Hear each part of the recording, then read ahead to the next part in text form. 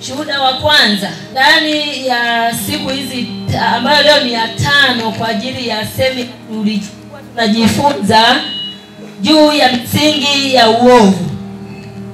Tukajifunza kwamba katika misingi ya uovu ni kama inajengwa ama inaimarishwa kwa vitu kama 5. Ndani ya vitu hivyo 5 mimi kimoja wapo nilikamatika. Haleluya. Kimoja wapo umefanyaje? Nilikamatika. Kuna maagano ya damu, kuna mitambiko, ilikuwa ndio la kwanza. Sehemu ya 3 kuota ndoto mbaya mbaya. Kuota ndoto za kijijini kwenu huko, shuleni, wapi. Mimi kuna ndoto ilikuwa inanisumbua. Shule niliyosomea miaka ya 80 najikuta niko na hao wanafunzi. Siku nyingine tena nikaona nimemaliza form 4. Siku nyingine nikaona naenda chuo kikuu Zanzibar. Hapa juzi ndio semina imepamba moto.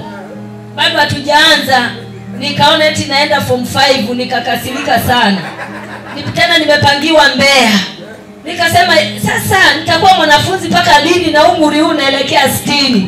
Mimi nitakuwa mwanafunzi mpaka lini? Lakini ndani ya semina hii nimepata majibu, na hata baba alituambia kwamba ndoto utakayoiota tukiwa ndani ya mtiririko wa somo hili uitunze. Mimi nikaandika, nimeona nimekuwa mshindi, yani nimeshinda hicho kitu, sio mwanafunzi tena. Haleluya.